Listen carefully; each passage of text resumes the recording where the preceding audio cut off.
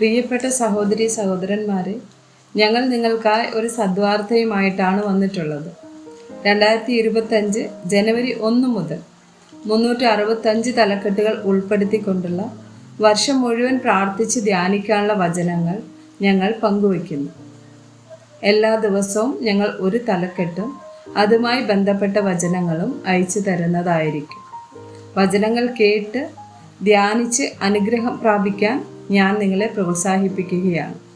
ദയവായി സബ്സ്ക്രൈബ് ചെയ്യുകയും നിങ്ങളുടെ കൂട്ടുകാരുമായി പങ്കുവയ്ക്കുകയും ചെയ്യുക. നന്ദി.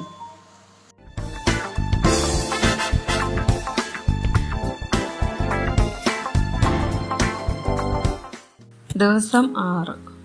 പ്രവൃത്തി 1 ശമൂവേൽ 2 വചനം 3.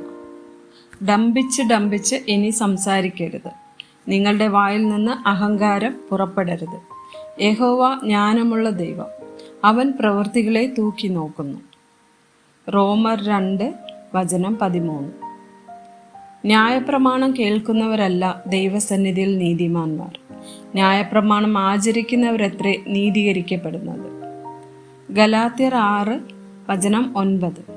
നന്മ ചെയ്യുകയിൽ നാം അടുത്തു പോകരുത്, തളർന്നു പോകാഞ്ഞാൽ തക്ക സമയത്ത് നാം കൊയ്യും. കൊലോസ്യർ 3 വചനം 17.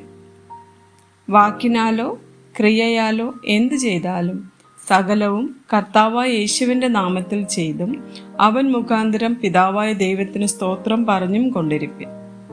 യാക്കോബ് 1 വചനം 22. എങ്കിലും വചനം കേൾക്ക മാത്രം ചെയ്തുകൊണ്ട് തങ്ങളെ തന്നെ വഞ്ചിക്കാതെ അതിനെ അനുഷ്ഠിക്കുന്നവരായിരിപ്പിൻ. ആമേൻ.